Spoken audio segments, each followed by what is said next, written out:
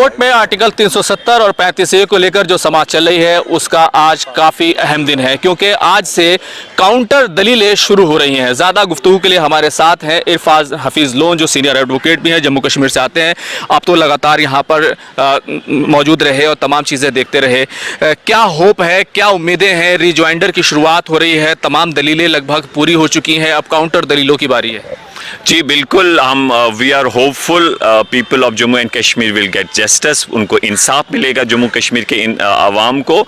हम यही उम्मीद करते हैं कि जिस तरीके से सब लोगों ने मेहनत की और हम देखते हैं कि जम्मू कश्मीर के लोगों के लिए बहुत अहम है, और जिस तरीके से वो हमेशा, आप देखेंगे जम्मू कश्मीर आप जाइए किस तरीके से लोग यहाँ की प्रोसीडिंग्स को वॉच करते हैं और इंक्वायर करते हैं क्या कहाँ पहुँची, मसला कहाँ पहुँचा, क्या स्टेटस है। तो उससे जाहिर सी बात है कि वहाँ पर ये साबित होता है कि लोगों के लिए ये बहुत इम्पॉर्टेंट है, और हम उम्मीद करते हैं कि लोगों को इंसाफ मिलेगा। हम इससे पहले भी कहते हैं, आज भी कहते हैं कि जो 5 अगस्त का फैसला, उससे पहले भी नाइंसाफ़ी हुई है, तो उसके लिए लोगों को हर हाल में पीसफुल पॉलिटिकल स्ट्रगल के लिए तैयार रहना चाहिए। हमने देखा 5 अगस्त के लिए कैसे बहुत से दिल्ली से, बाकी जगहों से सीनियर लॉयर्स ने आर्ग्यू किया, दिल से उन्होंने आर्ग्यू किया, प्रोफेशनल तरीके से आर्ग्यू किया। तो हम समझते हैं अगर हम कोई बात संविधान के दायरे में रखते हैं तो लोकतंत्र में हमारे देश की ये खूबसूरती है कि बहुत सारे लोग आपके साथ जुड़ेंगे। और हम समझ एक अहम सवाल ये है कि जिस तरीके से सरकार ने अपनी दलीलें रखी, कई ऐसा महसूस हुआ कि आपका जो पक्ष है, आपका जो मौक़िफ़ है वो कमज़ोर पड़ रहा है। ऐसा इस तरह की बातें, इस तरह की चीज़ें लोगों की तरफ से कही जाने लगी।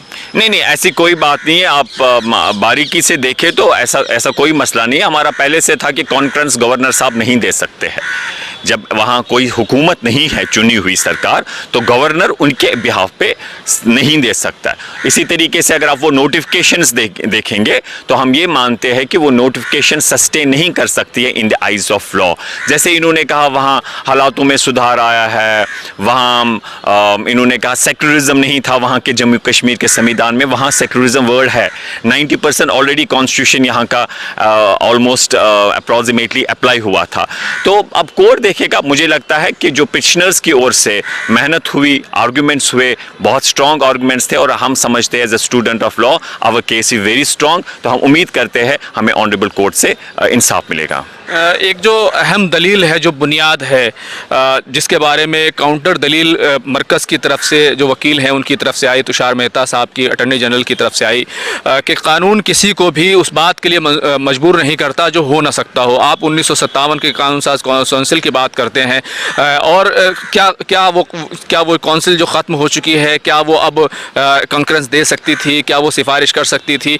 तो ये जो काउंटर दलील है, इस पर आप लोग किस तरह का काउंटर कहते हैं? धारा 370 में लिखा था कि ये सीज हो जाएगा, खत्म हो जाएगा, एब्रोगेट हो जाएगा धारा 370 अगर जम्मू कश्मीर की कॉन्स्टिट्यूएंट असेंबली इसको भंग करेगी। लेकिन उन्होंने भंग से नहीं रिकमेंड नहीं किया, उसमें था। तो उसका मतलब ये होता है कि उन्होंने एक इन्फॉर्म्ड डिसीजन ले लिया कि ये रहना चाहिए, उन्होंने इसकी एब्रोगेशन रिकमेंड नहीं की। तो हम कहते हैं 57 में जब उन्होंने इसे भंग नहीं किया, एब्रोगेट नहीं किया, तो इसे कोई भी कानूनी तौर नहीं हटा सकता। ये बात हमारी है।